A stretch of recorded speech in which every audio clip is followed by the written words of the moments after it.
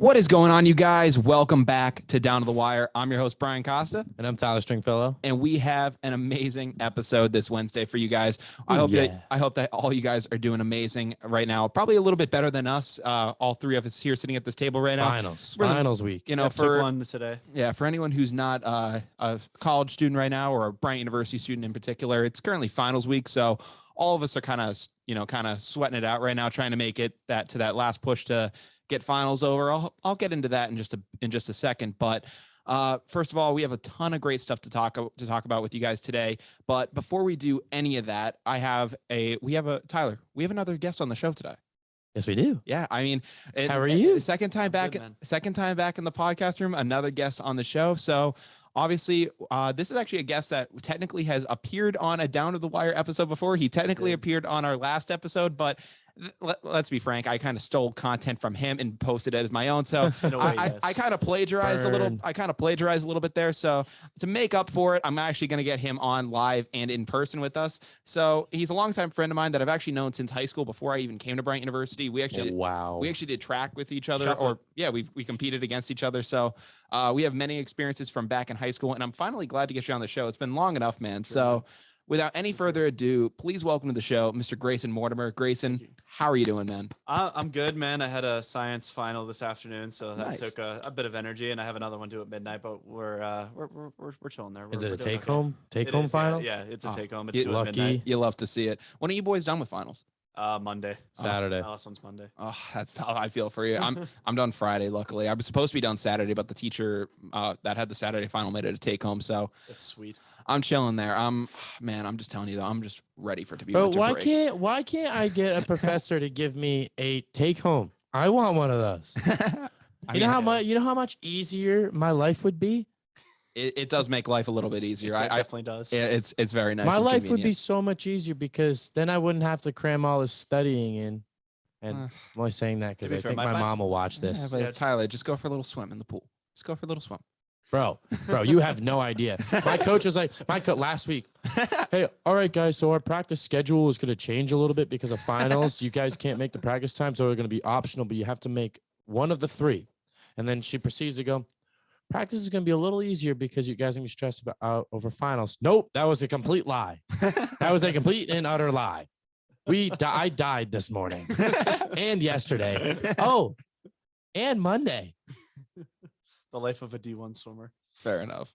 It was hell. But enough about that. You love to see it. So obviously glad to have you guys on. Hopefully we all make it through finals just fine.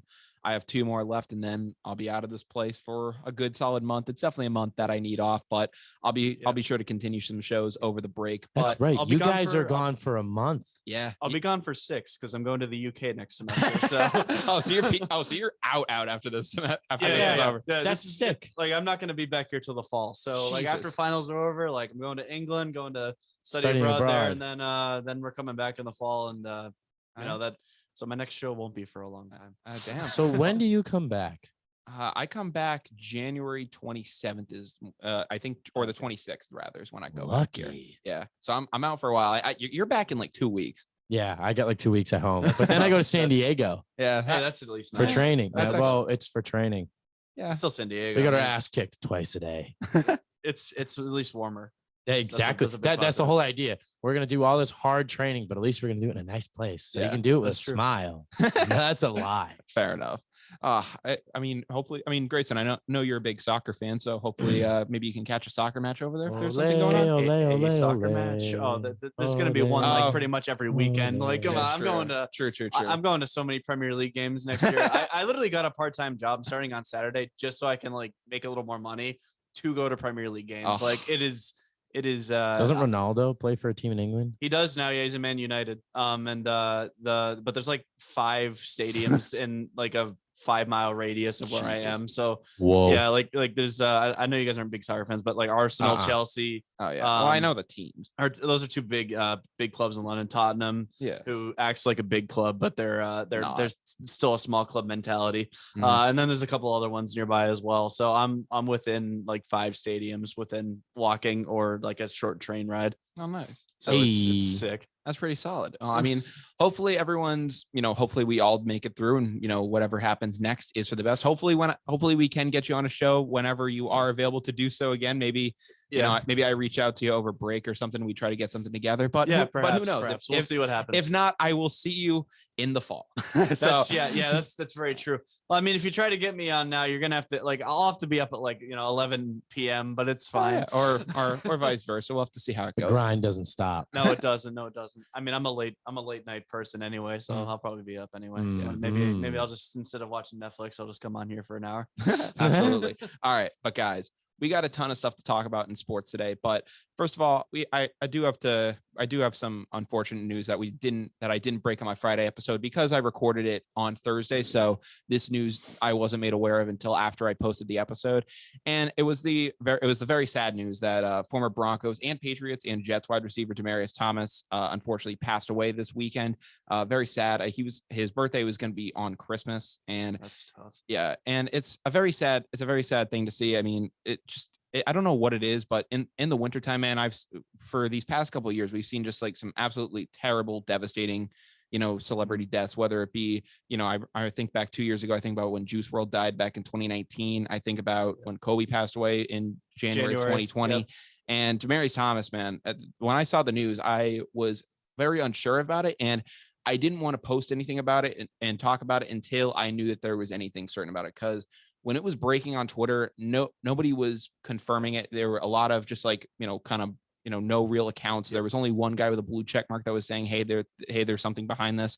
And I wanted to wait. I wanted to, hold back any hope and hope that this was something that wasn't true. But then I saw the post from Adam Schefter, and man, it's really sad to see because, not only was Demaryius Thomas an outstanding player on the field, 4-time Pro Bowler, 1-time Super Bowl champion and Super Bowl 50, but from what I can tell from all the videos I saw, he's an incredible person, and he's going to be missed dearly, man. He was nominated for like Ultimate and Man of the Year. He got nominated for a few. And I saw something. He's a great guy. I did see something that said he basically like one of his favorite things was like working with kids and trying to uplift their spirits and help his community, and it's a huge shame. Unfortunately, I believe it was like a seizure, so it's tough. He'd been suffering them for like his whole life. Well, no, right? What I ended up hearing apparently about a year ago, I guess Demaryius got into a bad car accident and started suffering seizures as a result of it. And that's what it was. Unfortunately, it was like this is stuff I've heard from Shannon Sharp, who I guess had kind of been a mutual friend with him, and said that they were bad enough that he didn't want to live far away from his family, didn't want to, because he was so afraid of him. And it's really sad, man. I mean, it's, from what I've seen, it's awful. From what certain players have posted about him, I think Peyton Manning or one of his former teammates ended up saying he never turned down a charity event. He always wanted to go and support. I forget who that was. It might have been Manning. I don't remember. Yeah, but he probably was Manning, because Manning definitely hosts. You can probably just say that Manning hosts the most out of anybody on that team, probably. So Peyton Manning. Yeah. So I mean, Demaryius, obviously Demaryius, incredible player. I mean, unfortunately he wasn't able to really get too much of a long stint here in New England. I wish that we had given him that chance, but he had a 2-touchdown game against the Giants, right? Yeah, in the preseason. Yeah, that's pretty cool. Yeah, I mean, I also forgot to mention he did go to the Texans, and that was supposed to be something really special with them, possibly him and then D-Hop and some possible options, but then that fell through. Then Bill O'Brien happened. Yeah, Bill O'Brien happened, and it was something that was just out of D-Hop's, out of Demaryius rather's control. So unfortunately, it's another football player gone too soon, another great person gone too soon. So obviously from everyone here, RIP to Demaryius Thomas. Rest in peace. Yeah. And what I guess I got to say now is on a, to kind of switch things up and get into a lighter note. One of the things I want to talk about on this show is something that has just been an absolute nightmare going on around the National Football League. And that has been the travesty of the coaching job that has been Urban Meyer and the Jacksonville Jaguars. Jesus Christ. I mean, boys, clown. It has been, dude, this man called out his entire coaching staff. Yeah. And made them defend their resumes, calling them, I'm a winner. What have you guys done? You guys are losers. What have you done? And Marvin Jones walked out of the practice facility a couple days ago. And one of the coaches, he only came back because I'm pretty sure one of the other coaches texted him, was like, dude, like, you need to come back. Like, you're a captain, you're a leader. yada, yada, yada. Also, I would That's say, insane. I would also say Marvin Jones is probably the best receiver on Jacksonville. He had an established pedigree when he was with the Lions. But just I mean, it's not even a bad wide receiver core with him and Chanel. So the fact that Meyer's calling them out is just ridiculous, especially when Trevor Lawrence throws 4 picks over the weekend. Yeah, so. It's a little egregious, and I mean, Trevor Lawrence needs a good coach. Yeah, he does. Definitely. No, Baker Mayfield got a great coach, and he started to play really well. Yeah, he got Kevin Stefanski, and but now he's just injury prone. But yeah, that's besides the fact. Mac Jones got a good coach. See all these young guys that got great coaches. Ben Roethlisberger started off with a great coach when he was a rookie. You need a good coach. You see all these young guys. That was Bruce Arians, right? Or for Ben? No, it was Mike Tomlin. It was Bill Cowher. Bill Cowher. He started off with Bill Cowher, and then Tomlin came in. So he went from one good coach to the next. But anyway, it's all about the coaching. And in Jacksonville, Urban Meyer just ain't it. Well, I mean, listen, in especially with a talent like Trevor Lawrence. Oh yeah, he's one of the best quarterbacks to ever come in the NFL. One of the greatest recruits ever. Yes, and he's playing like dog crap. Yeah, because of Urban Meyer. No, I mean, listen, the whole Urban Meyer thing, it's been egregious. I mean, I heard the thing about him saying, listen, I'm a winner. Y'all are losers. What have you guys ever done? And I'm just like, part of me is just like, okay, you can make the argument that you've won at the college level, but at the same time, you also hired these guys. Yeah. You made the decision to have these guys on your staff, and now you're criticizing them. I'm just like, you have the control to bring in guys that you think could help you elevate the situation here. Oh, yeah. Urban Meyer, listen, he's a winning football coach. He's had a storied history of winning in many of the places he's gone, whether that be Florida or Ohio State or whatnot. And I think he thought that, I'm going back to Florida. People love me in Florida because I won there. And some random lady loved him. She did. Yeah. I mean, well, that was back in Ohio, but listen. He was that video was recent. Yeah. He went to an Ohio bar. Oh, he did? Yeah. It was Ohio. Yeah. It was at he had that whole scandal in Ohio too. Like when he was coach of Ohio State, there was that thing as well. Mm-hmm. Yeah. Yeah. So, I mean, listen, I'm not saying Urban Meyer has no kind of dirty laundry. So let's get that out of the way right now. So he definitely, he's definitely had his ups and downs throughout his time as a coach, but now he's gone to Jacksonville. And listen, I'm not saying Jacksonville is the perfect situation for even the best coaches on the planet. Jacksonville's a hellhole, and it's probably going to remain like that for a very long time. Yep. Shad Khan, I mean, the guy seems to be invested in his football team, but unfortunately, he just can't get it right. Well, the thing with Shad Khan is from what I've heard, is he'll basically wait until the last very possible minute to step in and make a decision. He's up from what I've heard, he's the type of guy that he's like, things will work themselves out. Hopefully, if you kind of keep things at a certain way, eventually it'll work out. And if I need to step in, that's going to be my last thing, which for, and a good coaching staff, that's actually not a bad thing. Because when you have an owner that's like very demanding and saying, I want this, I want that. And a team that Jerry Jones. Yeah. And in some areas, when the Cowboys are good, that can have its ups, that can have its positives. But when the Cowboys or the opposite way, I mean, sometimes people can argue about how Kraft's influence can be on Coach Belichick when 100%. He's making moves. So it can be a positive, but at certain times as well, when your team is struggling, you also need to step in and basically say, hey, like, we need to change some things here, and it's going to start with you. Like, unfortunately for Urban Meyer, it's just been kind of a crapshoot with him over there. They are 2-10. Yes. What, and with all this drama going on, why is he still there? That's my biggest question. What are they waiting for? Well, it's the name Urban Meyer. If this was any other guy that you brought in, he would have been done. He would have been done already. You could guarantee he'd be out see, by now, that's the thing. That's the thing. I don't get it. Why is if your coach isn't producing and he's causing all these problems, I don't care if his name is Bill Belichick. Mm-hmm. He's causing these problems. He shouldn't be there. Yeah. And I don't know what they're waiting for. And apparently you're saying that explains it. Yeah. He's waiting for it to work itself out, but it's not going to. No, he needs to pull the trigger and say, all right, you're done. Yeah. Goodbye. I give Urban Meyer like till the end of the season at the very latest. I mean, I'm surprised they haven't pulled the plug yet. Like, yeah, he's 2-10. They should have already. And they had a dud win against the Bills where the Bills offense just didn't show up. And then the other one they had was against Miami in England. Mm-hmm. So, even their 2 wins could be considered fortunate. Yeah. And I mean, both their wins in England. Yeah. No, he had Bills. The one against the Bills was here. Yeah. Oh, was. I mean, but there's just been so much ineptitude with these guys. I mean, like you brought up Marvin Jones. Marvin Jones is a very well-respected individual. And he's a veteran that's produced in this league. And he was brought into Jacksonville to essentially be a leader of this offense and that's exactly why he was brought. And kind of showed Trevor Lawrence the ropes. That's why he was brought in. LaVisca Chenault. He's there for him too. Yeah, exactly. So there were a bunch of guys brought in for this.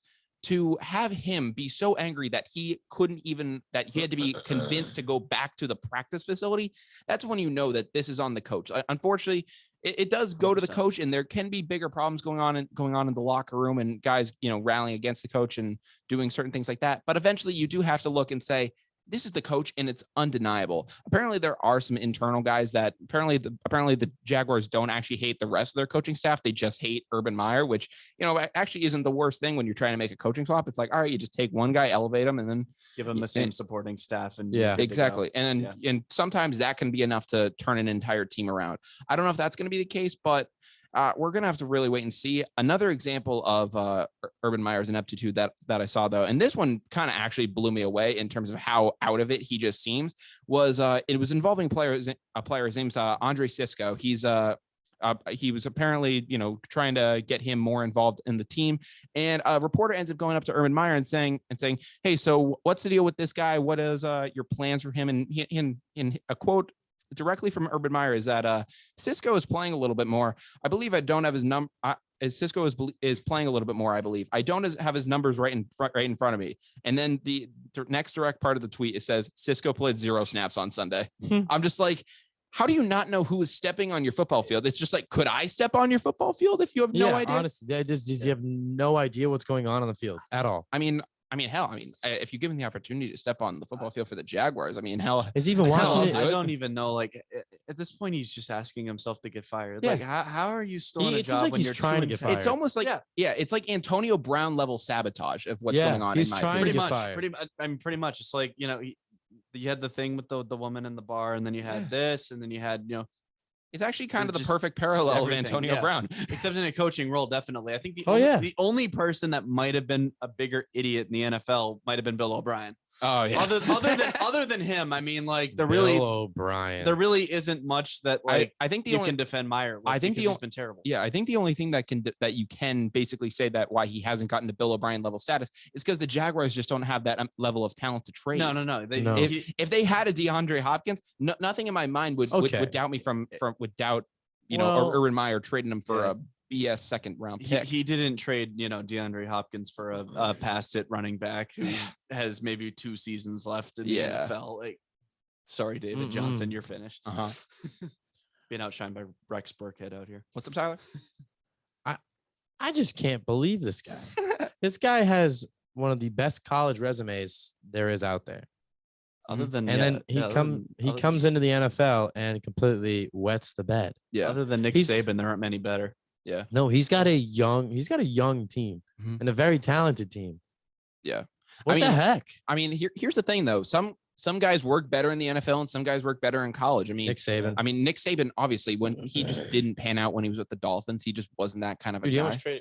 It almost would have worked out. He almost landed Drew Brees. Fair enough, but at the same time, he isn't really that. He's a kind of a NFL coach, goes to college, is a god in college. Yeah, he's literally the college equivalent to Bill Belichick. Yeah, he's now taken over what Bear Bryant is for a college coach and is now just the guy for college coaches. He's now the gold standard for college coaches. Then you look at, Urban Meyer is kind of turning into a perfect example of that. And then another guy who comes to my mind too is Jim Harbaugh, rather. Jim, yep. Yeah, Jim. Johnson still with the Ravens. Yeah. No, but as a Michigan fan, I'm used to watching Harbaugh now with Michigan. Obviously was fine with the 49ers, was able to made a Super Bowl. Yeah, was able to take them to a Super Bowl and had some, good overall collective chemistry with those guys.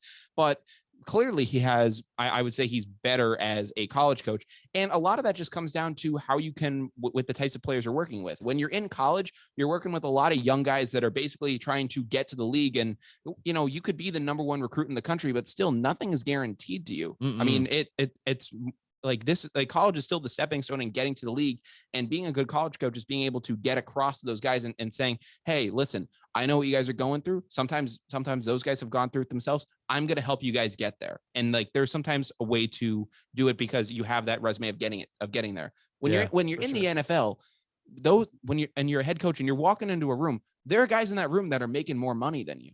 And that's just a given fact now. And in college, that just isn't the case. Even with NIL now being as popular as it is, no player in that room is making more than you. You essentially are the smartest guy in the room. So when you're an NFL head coach, you're walking in the room with seasoned veterans that may be playing the game longer than you. In the case of Sean McVay, there are guys that are older than you in that room. And I mean, because I'm thinking of Andre Whitworth. So listen, it's a difficult gig, and it takes a different set of skills to be able to do. So listen, maybe Urban Meyer can go back to college and do something there. Frankly, if I was a college program and I'm seeing the way that things are unfolding in Jacksonville after he hasn't really coached since Ohio State, I don't know if I'd really want to take a chance on it personally. I don't know. I don't know what you do with that. Yeah. For him going back to college, I think that he's done. Yeah. I think he retired and then came out of retirement to come to the NFL. He's done. Yeah. After all of this, if you're a college, would you really hire him? I don't care if you're Notre Dame, you're Cincinnati. Well, Notre Dame just hired a coach. Marcus Freeman. Marcus Freeman, yeah. Yeah, they went internally. Yeah, well, just for reference, I don't care if you're Notre Dame, you're Cincinnati, you're freaking UMass. I wouldn't hire him. I mean, UMass might have to. UMass's football team is not good. Yeah, UMass might have to hire anyone at this point. I mean, I don't care what their rap sheet is. They could hire me as their next football coach, and I think that we could turn that program around. I'm just saying, the Minutemen are garbage. It's an awful program. They're not. So good. I think we could take them. Oh yeah, no, I could. I mean, what they have this year, one win.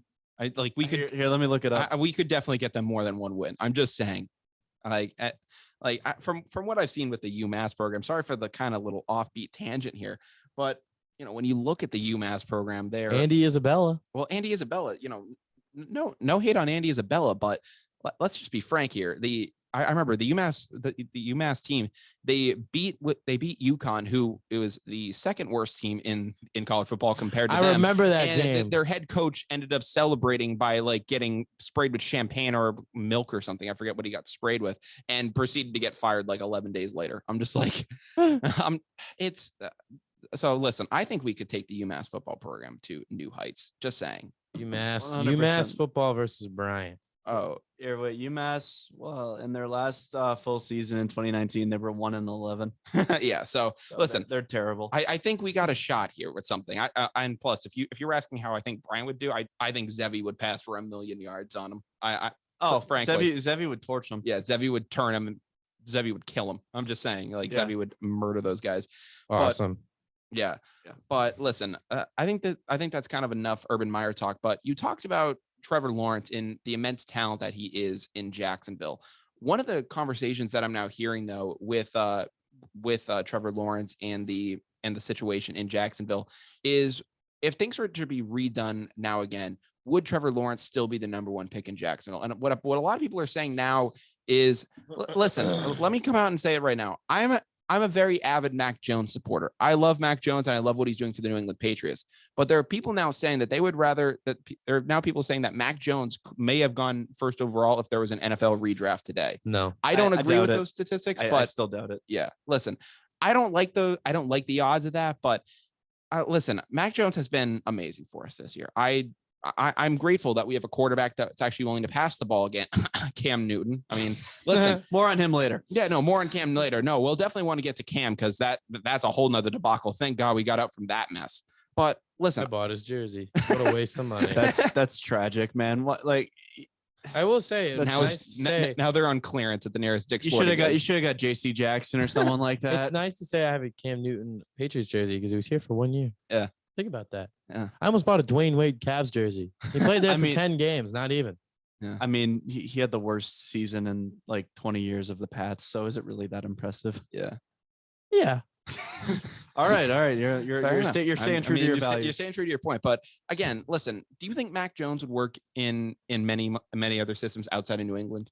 No, I still think Trevor Lawrence goes number one overall. Just even by his college career. I get that Mac Jones won the national championship, but he had Devontae Smith and Jalen Waddle to throw to, and then Najee in the backfield. Mm-hmm. So I think Mac was put in the best system possible Absolutely. out of any of these guys. I think anyone maybe Zach Wilson, I think could do Mac has obviously excelled, but I think any of them would have had a better fit in New England than in Jacksonville, just because of the way Jacksonville was set up. I think that putting Mac, who is in many ways like Tom Brady in terms of intellect and also the way he just plays the game, doesn't really move and is a stay true to it, pocket passer type of player. I think putting him with Bill, who held Tom Brady for 20 years. I think Josh McDaniels, Yeah. So they know what to do with Mac Jones, and I think that's why he translated so well and has been the best quarterback, in the NFL this season. I think if you put, Trevor Lawrence and Trey Lance and Trey Lance with a team that actually plays him, and then also, Justin Fields. I think if you put them in better systems, I think they would either, be at Mac Jones's level or maybe even surpass it. I like how you said mine is Zach Wilson at the beginning, because that guy's just awful. He has been the biggest. I think he's the only one where I have already lost the faith in him. I don't Zach Wilson's a dud, bro. I think he's a dud. The guy's like 5'8". I think terrible. I think he's the only one out of the draft where I think it's a lost cause. I think it's just a lost cause. Lawrence, the talent's there. I think you just got to give him a better coaching system and a better team to put around him. I think he's got the receivers, but and the running back, but I think he needs, more of a line and, some more confidence from the system. He needs a coach. Yeah. He needs better organization. He needs to be out of New York, man. New York is awful. No, you get drafted to New York, you die. Yeah. It is kind of a death sentence, but at the same time though, you make a good point. I remember when like the whole Zach Wilson hype was was out of this world. And it was like, look out for this quarterback from BYU. And I was like, really? I was like, number 2 overall. And I'm just like, listen, Zach Wilson, I was seeing the highlights and I was like, okay, this is fine, but who's BYU facing? Are they facing Alabama? No. Or are they facing that real talent? And I was just like, no. To get him at number 2 overall, I was like, that's ambitious, man. Like even Trey Lance, I think, was ambitious. Like North Dakota State, that's interesting.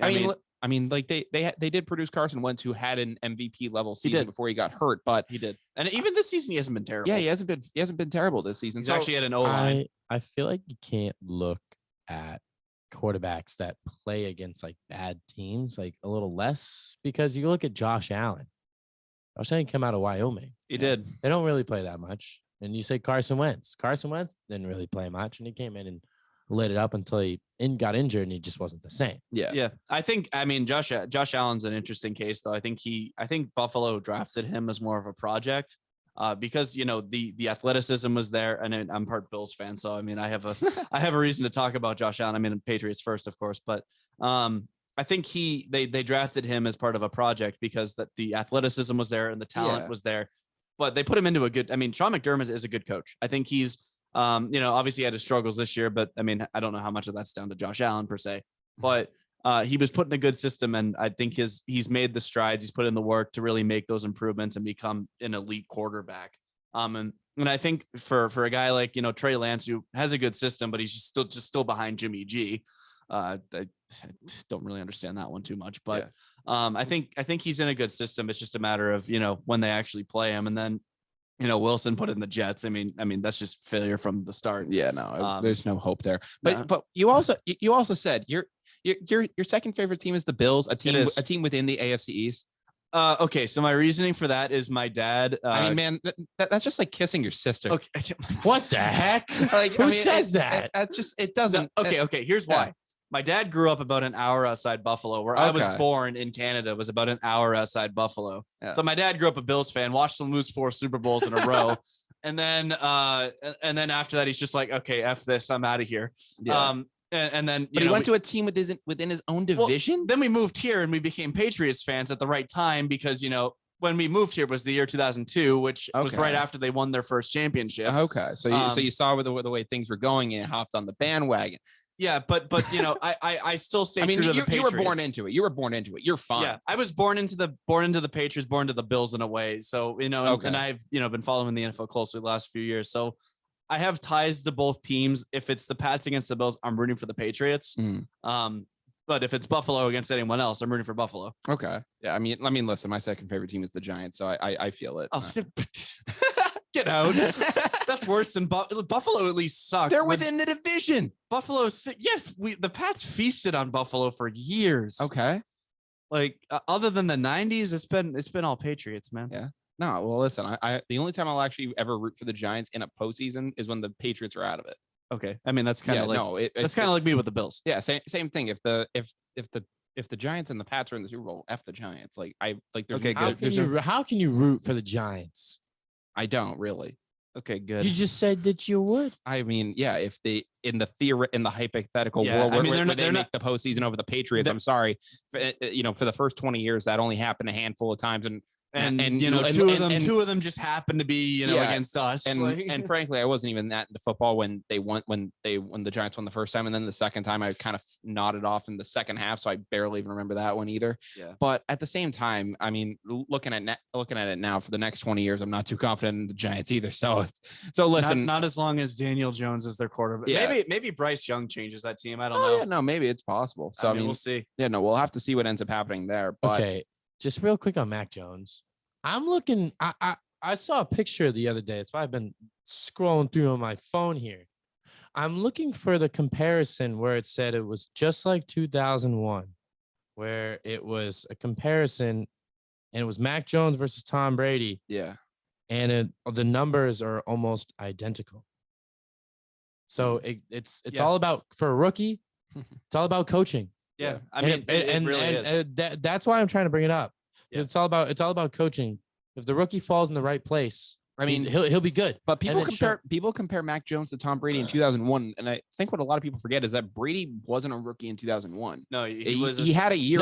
He had a year in the Patriots system, which I mean, he did. And he was doing that as a 6th-round draft pick. Again, greatest quarterback of all time. But you come out of Michigan as a 6th-round draft pick, and you're the 4th quarterback on the depth chart that year. And they didn't want to keep him as a 4th quarterback, but they were like, we don't want to take a chance of somebody else grabbing it. Yeah. Let's just say this. Thank you to the Jets for injuring Drew Bledsoe and allowing Tom Brady to come into a good quarterback. He was, but then he's not Tom Brady. But then he got us to that first Super Bowl. This guy injures Bledsoe, and then Brady comes in and lights the rest is history. Oh yeah, no, the rest is history. But that graphic just proves the point where a quarterback can have all this talent, but he doesn't land the right coach. It's game over. Exactly, because you have to have that connection. Yeah, in terms of the systems that each guy was drafted in, I think Mac Jones had the best setup. Also, not only because of the fact that Bill Belichick is his coach, one of the winningest coaches of all time. Yeah, but also he's literally there wasn't much difference that they had to do between him and Brady because their playing styles are so similar. Exactly. If Justin Fields went to the Patriots, there would be a lot more adjustment because Fields is a different type of quarterback. He's got the legs. It's all about the system. And he's got Mac Jones, whether or not somebody wants to throw out the term system QB or whatever, the system is working for Mac Jones. Yeah, no, but you also look at Arizona, Cliff Kingsbury and Kyler Murray. Yeah. They have a great relationship. Phenomenal duo. You look at out in Seattle, Russell Wilson before everything that's going on. Before everything going on. But you look at Pittsburgh, Mike Tomlin and Roethlisberger. Yep. Like I said, Baker Mayfield and Kevin Stefanski have a great relationship. Oh, yeah. Yep. I think Baker's just getting beat up out there. But you get the idea. But those are just to name a few that. Or even Justin Herbert and Brendan Staley. Yeah, I mean they've been a good duo too. That's a good duo as well. Exactly. So I mean, there's a lot of good duos for coaches going on in the league right now. A low key underrated one: Bruce Arians and Tom Brady. No, not Bruce Arians. Not Bruce Arians. I was about to say, holy shit, not Bruce Arians. I was about to say, not that one. Crap, I now forget his name. The dude from Carolina. Oh, Matt Rule? No. No. He used to coach Carolina. Rivera? He coached Washington. Rivera and Heineke? Yeah, Rivera and Heineke. Okay. I think that'll be a good one. Rivera is a good coach. I saw Heineke got hurt this weekend. Did we? I didn't actually see what happened. I know Heineke suffered an injury this weekend, so I don't know what the small one. I think it'll be fine. I don't think it was a big one, but he didn't finish the game. It was Kyle Allen in there. Oh, really? You feel me? I think that one's going to be a good relation because I think Taylor Heineke, I think they found their quarterback. He's definitely there's definitely some talent there. I think it's just, I think he needs more experience. He needs to play a little more to really I think next year, if Taylor Heineke starts as the number one quarterback next year, I think he'll play lights out. Not like you know, I mean, Super Bowl, was but I could see him making a Pro Bowl, throwing a Pro Bowl year together. I just feel like one thing people are forgetting is that Ryan Fitzpatrick was supposed to be Washington's quarterback this year. Yeah. I mean, Nope. so they didn't even trust Heineke at the beginning. No, that's the thing. No, they They didn't. I mean, because I don't entirely fault them because other than that one playoff game against the Bucks, what other Exactly. What else has what do you Heineke really have to done? go off of? I No, don't- that's I fair don't point. even know where did he play in college?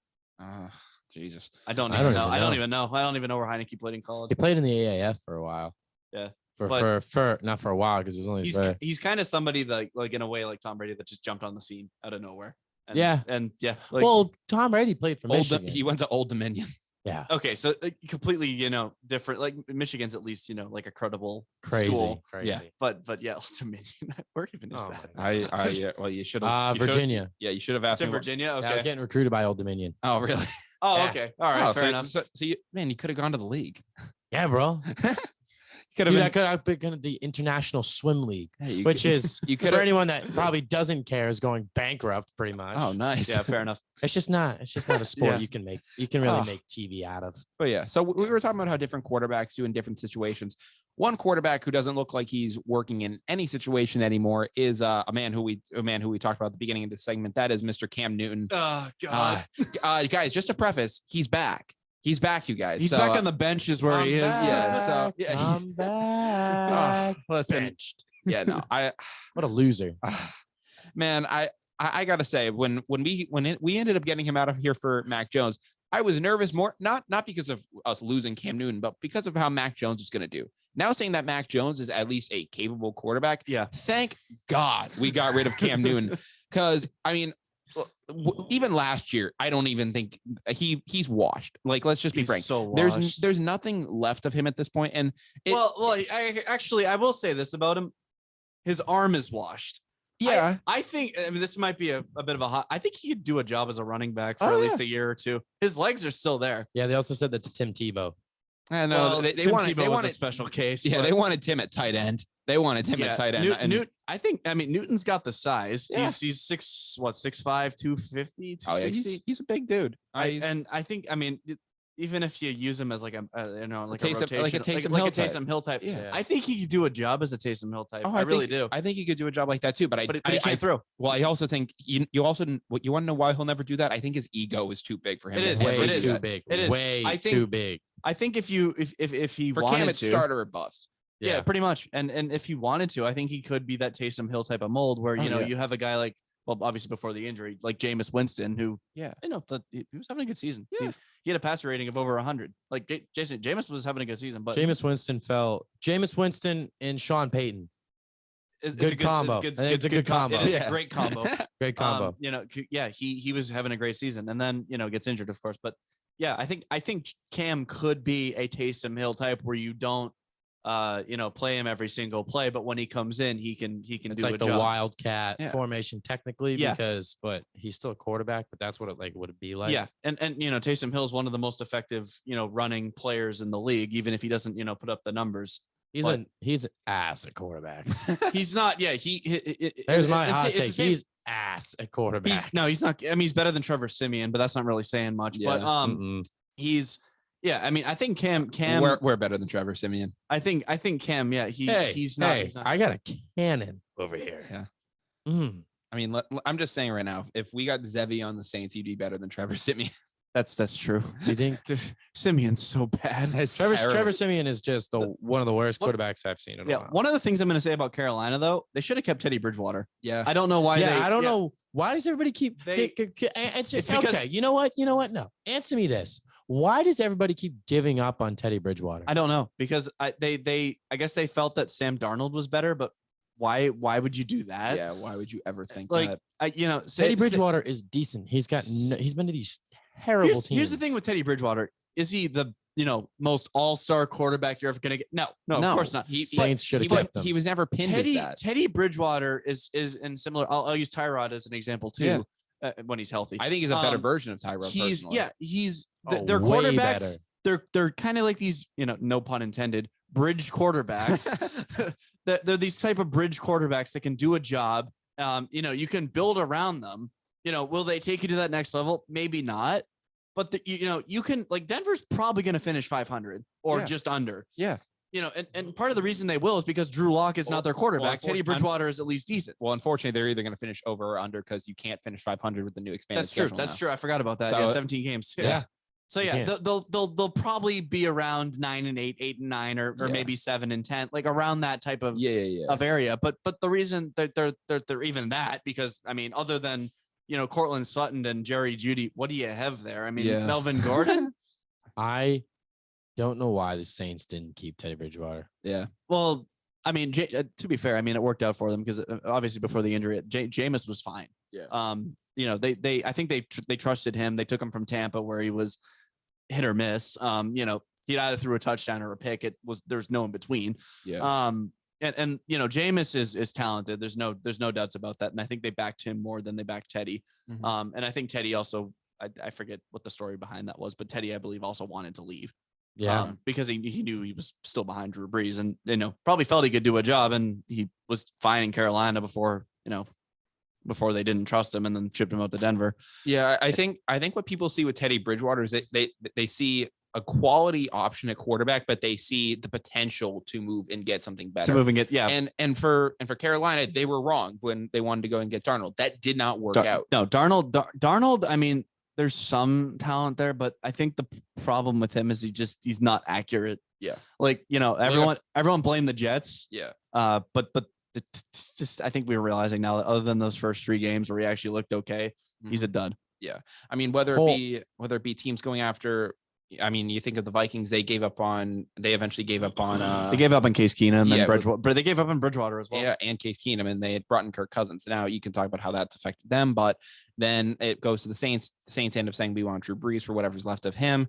Panthers say that they want, they want to go with Sam Darnold of all people. I'm like, all right, good luck to you. Hell, go nuts. But I don't know if it's really, I don't know if the Broncos is really gonna be where he ends up now. I don't think this is going to be his long-term option. The one thing is, I don't understand why, because Carolina had the 8th pick. I have to go back and look. Maybe they had a high draft pick. They could have had if it's, let's just say it is the 8th pick. You could have had Justin Fields or Mac. Yeah, you really could have. And I think what coulda shoulda. And I think with Matt Rule, that would have been a pretty interesting. I think Justin. I mean, because I think Justin Fields would have been a great player for Carolina. Oh yeah. Oh, him rocking that powder blue actually would have been nice. I think Justin Fields would have been the best option for here. Let me. I'll check what pick it is, but I think Justin Fields could have done a job in Carolina. Yeah. And now we're seeing why Cam sucked last year. I mean he can't throw. I mean, guys, Cam can't throw in his last 11 games with the Panthers, and this was an amazing stat to me. Cam Newton is 0-11 in his last 11 starts as the quarterback of the Carolina Panthers. And then the last 2 games, he's ass. I mean, in the last 2 games, I don't know how much more he has to play for anybody to completely see this. Either. Yeah, everyone was like, "You're getting ready." I can't believe they cut Cam. Whoa, it was the Patriots cut Cam Newton. Why did they cut Cam Newton? Cam Newton can still play. Oh my God, Cam Newton can do this. Cam Newton can do that. Cam Newton stinks. I'm checking now. I was right. It was the 8th pick. Okay, so they could have had. Who'd they pick? They picked J.C. Horn, who was a cornerback. He's actually not bad. Yeah, he just got injured. But at the same time, obviously, the top 3 panned out that way. I think even Zach Wilson would have been better than Cam. But Cam Newton can't play anymore. I think they should have picked Justin Fields. Yeah, at this point with Cam though, because of his ego of being big enough, one, do you think that Carolina will probably show him the door and I think he's done and politely ask him to not come back? I don't think he's done enough. It's time for him to hang him up. Do you think he will though, or do you think his ego will try to keep him looking around for a team? I think he'll try to find a job, but really, I think unless somebody wants to use him like that Taysom Hill type, I don't see him staying. I really can't imagine it. Personally, I think that he's done.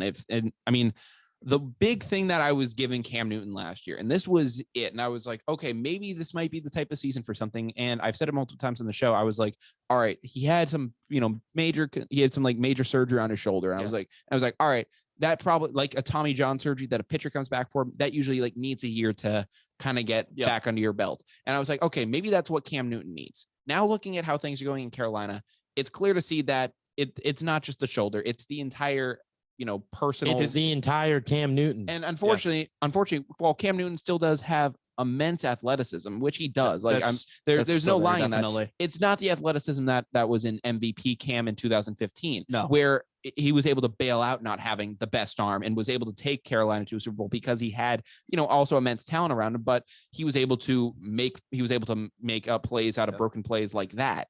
And because he doesn't have that anymore, and it's, you're still left with a somewhat athletic guy, it's just not going to be able to compute. No. And also he took him to the Super Bowl and lost to the immaculate forehead. That's a good one. Man should have dove on the ball. Man should have dove on that goddamn football. Still angers me to this day. Well, I mean, it won some good players the Super Bowl. I mean, Von Miller, Demarius, who we mentioned earlier. Marcus Ware. Peyton won his second, so there were some good players. Some absolute beasts on that team. Yeah, I want to take a second. Yeah, I was actually about to pass this off to you. So Tyler, to just bring something up that we were talking about, Urban Meyer. Yeah, I just looked on my phone real quick, and I got Josh Lambo says Urban Meyer kicked him during preseason. He what? Hold on a second. Pause. What? All right. You ready for this? All right.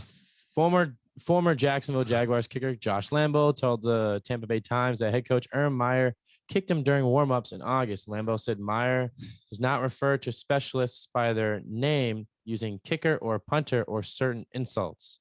They're struggling to open the preseason. Meyer allegedly went up to Lambeau during warmups before a game against the Cowboys and said, "Hey, dip, fill in the rest, make your effing kicks."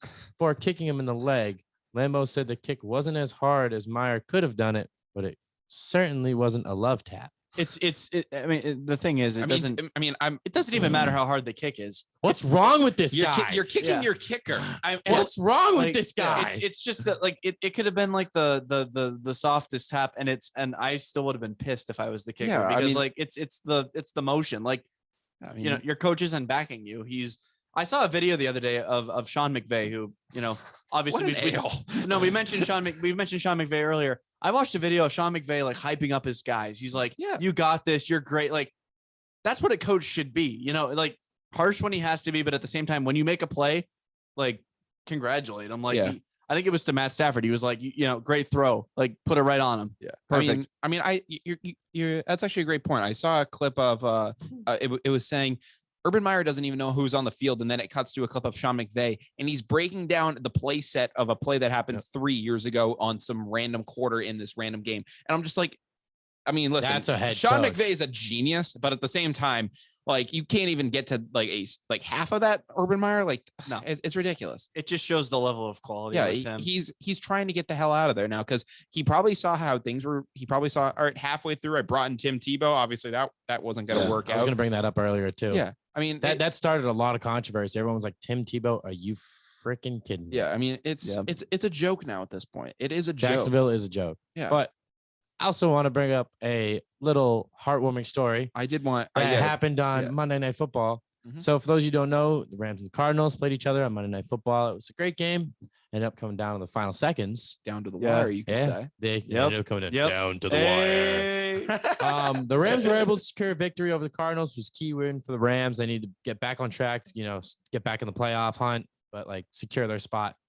But, when it comes to sports, let's be real. If a dad sees their son playing, they're gonna be all jittery. They're gonna be like, "Oh my God!" I see it. I saw it with Ken Griffey Jr. I see videos of that. Well, Tom Brady Sr. too. Tom Brady Sr. after Tom Brady's game-winning drive. You saw him in the stands. Did you guys actually, kind of going off that, I'll let you get to your story. Did you also see the clip of Tiger Woods reacting to the clip of his kid playing? And they just the spitting image of him. I didn't get around to that one. Yeah, it's a spitting image of Tiger Woods. They did a side by side of Tiger Woods and Charlie, literally side by side, frame by frame, and they have even the littlest idiosyncrasies they match. It's crazy. Yeah, but I will say, those emotions. Yeah, but this night in particular was a little different. Mm-hmm. So Van Jefferson, a second-year wide receiver out of Florida, the University of Florida, was set to take the field, and on the opposite side, the wide receivers coach happened to be his father, Sean Jefferson. Yeah. He spent 12 years in the league. He played for the Chargers, the Pats, the Falcons, ended with Detroit in 2003. So the game was deadlocked 13-13 in the third quarter. Van Jefferson ended up breaking the tie with a 52-yard touchdown.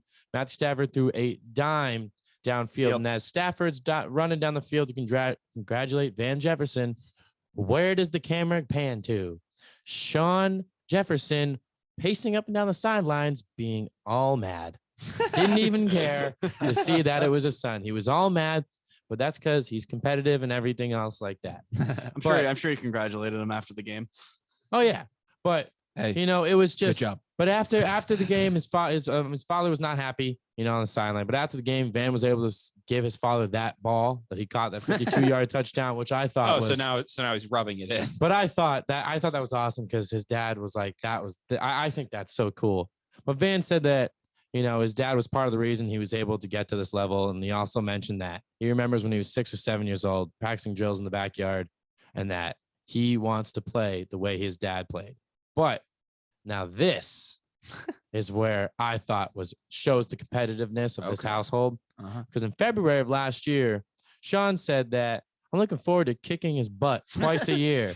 Said that's what I'm looking forward to more than anything. It'll be good to see him play. We get on the field, but I want to kick his butt every way possible. I'm a competitor and he is too. But I'd love nothing more than those bragging rights every season of kicking his butt twice a year. Jesus. I don't know about you, but that is one of the reasons that sports bring me a lot of joy. You see stories like that, catching a touchdown against his dad, giving that game ball to his dad, rubbing it in. Hey, Dad, I beat you.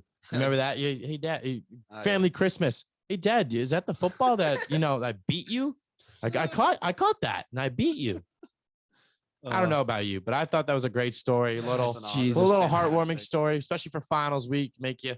Oh, yeah. And then for everybody else. It's always a great story. For sure. Absolutely. That was a good story. All right. But boys, I did mean to cover the story at the beginning of the show, but I got way too carried away with with Urban Meyer making a jackass out of himself. So breaking news. Per usual. Yeah, we do have some breaking news. News here at Down to the Wire. Before we do go down to the wire. Yeah. And that breaking news is that Danny Ainge has been hired as I believe he's an assistant governor / CEO of basketball operations with the Utah Jazz. So this was something that came in today. And when I saw this news, I saw it like 5 minutes after it broke. And I was shocked, man. I can't lie to you. I mean, I remember earlier off in this summer when the news came out that as like literally the day after the Celtics lost to the Brooklyn Nets and got shellacked by them. Yep. The news came out, hey, Danny Ainge is stepping down as president of basketball ops and Brad Stevens is now becoming the new Danny Ainge. I was like, yo, what? Like the Celtics just lost. Like what just happened? There's not even a grace period. And I remember this was like something that was apparently in the works for months.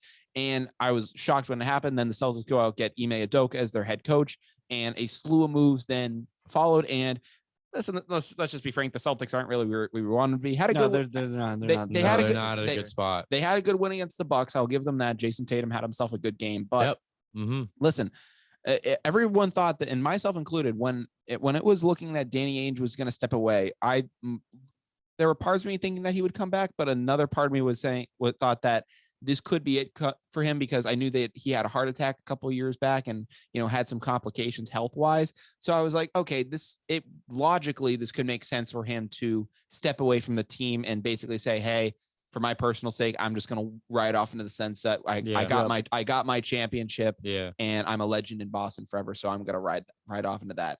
However, that's now changed, and he's now going to be working with the current GM for the Jazz is going to remain, but he's going to now be serving along in a role with them. And I don't know, boys, what do you guys think about this? I'll let you guys start off first. I'm currently looking. The current office he has is alternate governor, and then it says CEO. This is an article from ESPN. I didn't realize there were governors on basketball teams. I didn't know that either. I didn't know there were governors. That's weird. In sports. That's kind of weird, isn't it? Yeah, that's a weird stat. I'm not used to hearing alternate governor. That wasn't. It's like one governor gets fired and the other one comes in. Yeah, I'm kind of hurt. Yeah, I kind of feel betrayed. He was here for almost 20 years as an executive. Yeah, he was. And he was. How long was he here and play here for? I have to look that up on the play. fly. He played here for a couple years. He was with McHale and Bird, wasn't he? Yeah, played with McHale and Bird. I mean, Danny Ainge, Larry Legend, incredible athlete. Not only did he play professional basketball, he was also drafted and played professional baseball at the MLB level. That's insane. There's a few athletes that have done that. Tom Brady did that too. No, but Danny Ainge played in the MLB. Oh, did he? Okay, Yeah, so he played in the MLB. I feel It was 8 seasons Boston. I feel betrayed because this man is the reason we have half the players that we do today. Whether some are better than others. This man, where is the trade? It's right in front of me. It was in front of me. It was, yeah. I remember you talking about it in the beginning of the show. This man put together one of the greatest trades in NBA history on July 12th, 2013. You're not lying. When we sent Kevin Garnett and Paul Pierce to the Brooklyn Nets. Mm-hmm. And also, a couple years before that, he traded for Kevin Garnett and Ray Allen. And Paul Pierce was already here. Yeah. Put that big three together, and what did they do? Go and do that? First year. Won a championship. They won a ship, baby. Yeah, they won their ship. What a great executive. Yeah, exactly. And I mean, the fact that they were able to do that within the first year, which many could argue was kind of the case for why they didn't, do it later on. Unfortunately, they, kind of, got that success too early, and they thought that they were just going to run the league for the rest of the time, and they did. It just didn't really pan out like that, unfortunately. Yeah. But I mean, they made it to another finals. They had their championship in 2008, and he was able to put together one of the greatest, teams that has ever graced an NBA court. So I'm grateful for what he was able to do here. That was fantastic. Those three were fantastic together. Oh yeah. No, you had a sharpshooter in Ray Allen, and don't discount Rajon Rondo. No, Rondo was the. I'm trying to think. Unsung hero. That's it of that team, and not a lot of people remember that he was a rookie on that team. I mean, listen, they were studs. Well, I am gonna miss Danny Ainge, and I'm kind of mad that he did end up going to the Jazz. I mean, listen, I know that he did end up having. I know that he does have some connections out there, and does have some connections out in Utah. I know that, but at the end of the day, no connections, nothing. This is BS, man. Listen. At the same time, though, it was Danny Ainge's time here in Boston was over. It 100% was. It was done. Listen, yeah. Unfortunately, whether you like Danny Ainge or not, and listen, for a good portion of time, I liked him, and the idea of Trader Danny, because he was going out and making those moves. Eventually, later on, he got too apprehensive, and the thing with Danny Ainge was that he really needed to win the trade, and that was the big thing with him. He couldn't risk giving up, this draft pick if it meant getting back a superstar, and for him, even with the Kyrie deal, he needed to win every single last bit of that. And he didn't want to risk anything. Exactly. Whether it could be, we get in this big man, but we have to give up a first round pick. I mean, at the end of the day, we're going to have a pick in the 20s. So why do you even want that pick, Danny? And eventually it was just like, unfortunately, it just never really materialized later on when we had the chance to maybe, advance and, and really go for a piece. We never were able to go forward and make that move, which really did hurt us later on. Unfortunately, we just were never able to really, excel beyond a certain level, which unfortunately it does leave a lot of what ifs if Danny Ainge was able to pull the trigger a lot later in his time here in Boston. But listen, I'm grateful for what he was able to bring here. But now looking at the Utah Jazz, it's a very interesting situation out there because they're bringing in a lot of pieces from just different organizations. I'm now thinking of Danny Ainge, who's obviously getting brought in now. Another guy who's now being a major part of the organization is Dwayne Wade. He's now a part owner of the team. So they're bringing in a lot of very knowledgeable minds to the sport, whether you like them or not. They're all coming in here, and I think that the Jazz. I like what the Jazz are building out there in Utah. I like a good foundation. Yeah, I like Donovan Mitchell. I think that overall what they have going on with Conley and with Gobert and all those guys, it's a good little core that they have going on. And I'd love to see, from usually what's considered a smaller market team, I'd love to be able to see them, build more going forward. I like the small market teams. I wouldn't be mad if they won a championship. I'd love them to win a championship. I wouldn't be upset if they did. I'd love them to win a championship personally. I would love that. I mean, the Celtics aren't winning anything this year. No. They're trash. Okay. Speaking of that, when are we in Boston going to get another parade? I want a parade. Yeah. What's going on? The Pats have a chance. The Bruins? No. Do you think so? You don't think so? No. Yeah. Patrice Bergeron got put in the protocol today. Yeah. Oh, great. That's a big L. With the Celtics, though, that's actually a good point. If you want the Celtics to win a championship again, it's looking more and more. And I can't believe I'm still saying this year after year, but it is true that that the two core players in this team, both Jaylen Brown and Jason Tatum, are still incredibly young. I think Jaylen is like 24, 25, 25, and then Tatum is still 16. So I mean, yeah. I mean, listen, Tatum still the same age as Deuce. Tatum still needs to get his driver's license. So it's understandable. Can he even go drink at like a pregame or something? Yes, he can. He's 22. Post game. Yeah, he's 22 now. Like, but that's crazy. I thought he was 23. He is, but I'm just saying, like, he's older than 21 is what I meant to say. He's but a year older than me. Jason Tatum is 23. Yeah, he's 23 years old. He's only 2 years older than me. Yeah. This guy. Yep. What? But no, so what? Yeah, so I mean, listen, Tatum is Melo's still younger than me. Yeah. Yeah, no, I'm 21. Yeah. I think all of it. I mean, I'm 21 as well. Yeah, but LaMelo's younger than all of us. That's still the craziest thing. Jaylen Brown's 25. Yeah. That's so sad. So I mean, listen, they're still incredibly young guys, but at this point, it just doesn't seem like they're willing to have the chemistry to go on and be something bigger than they are. And in my opinion, the tandem of Tatum and Brown is looking like is now more and more looking like a more talented version of Kyle Lowry and DeMar DeRozan, where listen, they might be able to make some all-star teams. They might be able to make a good, decent run in the playoffs here and there. But I don't know if it has the ability to win. You guys want to hear this? I was listening to 98.5 the other day. Okay. And something that they mentioned, which I don't know why the Bulls would ever do this. He was like, should the Celtics probably offer JB and Marcus Smart for Zach LaVine and Vukovic? I'm like, no. Why would they ever do that? Well, here's the thing. Like, isn't Zach LaVine just Jaylen Brown? Like they're quite similar. Very. I think LaVine's a little better with passing, but why would they give up Vukovic for Marcus Smart? Yeah, no, that makes I sense. think you go in there and you ask for ball. Yeah. Or DeRozan. Lonzo, well, with the season, DeRozan 7. Yeah, it's not happening. I don't see that happening. DeRozan's unreal this year. I mean, but ball.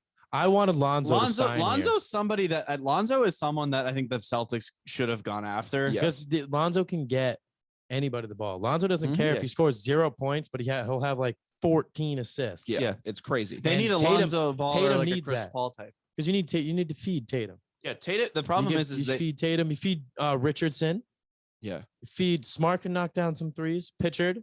Yeah. Throw Pitchard in that rotation. You throw Schroeder in there. I think and then Rob Williams. I think what Tatum needs the most, and I don't want to get rid of a guy like Jaylen Brown, but if we're coming down to it, I think Tatum is the more talented guy and the guy. Tatum is your franchise player. He's the one that's not moving. It's the guy you're building the franchise around. So I think if you were to, move a guy like a Jaylen Brown or make a trade like that, then I think I think that the number one thing you need to do is bring in a veteran. And because I think that's how you'll have to get through to Jason Tatum. Because I think Jason Tatum right now, he's still trying to get his all-star teams. He's still trying to get his all NBAs and all those personal accolades, which are great. It's great. It adds up to your personal resume at the end of the day. Got to win the ship. But listen, for the people in Boston, we're not caring about your all NBA teams. Like we're not Milwaukee. We're not Milwaukee. We want a championship right now. Yeah, we're not going to the streets over you making second team or first team all NBA. We don't care about that. No, we want a championship. Even over an MVP. Yeah, it's amazing that you won MVP.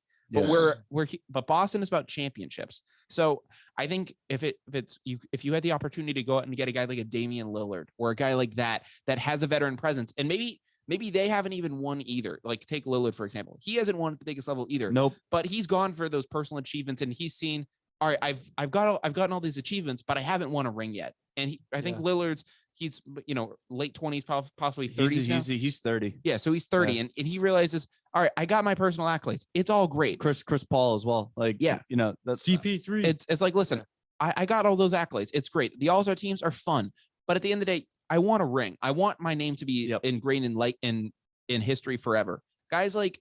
You do. You want to win a championship. It's fun. Across any level of sport, guys like Allen Iverson, guys like Karl Malone, guys like Dan Marino in the NFL, they're great players and they'll be remembered as great players. They don't have that respect because they don't have that ring. Yeah, they don't have the ring. And I think the older Tatum gets, and listen, he's still got a long way to go. Yeah, he will have that time to mature and get older. But I think it's time to maybe get a veteran in there to basically say to him, hey, like there's more than just these accolades. You want a ring. Trust me. And that's how I feel 100%. About it. Yeah. But listen, there's been a ton of great things to talk about on this show today, you guys. I have been so glad to get you on. But guys, unfortunately, we are now down to the wire, which means that we're going to do a little run through of what we talked about on today's episode and then send you guys on your way. Obviously, we started things off by saying our thoughts and prayers. Deepest condolences with Demaryius Rest in Thomas peace, and Demaryius. his family. Absolutely. RIP to Demaryius Thomas. Great player, better person. After that, we got into Urban Meyer and the absolute dumpster fire that's going on the there. amount of awful that man possesses. Dumpster fire is one thing. Somebody poured gasoline on that thing. At least a dumpster fire can keep you warm. What's going on in Jacksonville is just a nightmare. Nightmare. Not great. I mean, listen, Urban Meyer has just kind of made an ass of himself over in Jacksonville. So A little bit. yeah, we're gonna have to see what happens going on there. Hopefully, if you're a Jacksonville fan, he's out before the end of this year. But I've never met a Jacksonville fan. If you've ever watched The Good Place, the one kid from that is a Jacksonville fan. I mean, It's a great show. Would recommend it. I mean, can't believe that can't be that good of a place if the kid's a Jaguars fan. He's not the smartest character. He thinks Blake Bortles is like the eternal god. We'll just leave it at that. Does he need help? Oh, that guy he's needed help in the entire show. Oh, that makes sense. Go watch The Good Place if you haven't. I would recommend it. Oh, Jesus. I'm not being paid to say this. All I can say though is Jacksonville Jaguars fans are apparently brutal. I mean, I remember I don't know if my buddy Adam is still watching this, but he tuned in earlier and according to him, I mean, I remember back when the Jaguars were playoff bound in 2018, he got into an Instagram spat with them in the Instagram comments. And boy, What a dud of a season. Things got violent for them. I mean, with him, I mean, it was ridiculous. So Jaguars fans can kind of be a little bit crazy if you find them. When you get them out of their cave, they can be kind of nuts. I mean, ruthless. At the end of the day, they're from Florida, so take that with a grain of salt. So that's usually comes to be expected.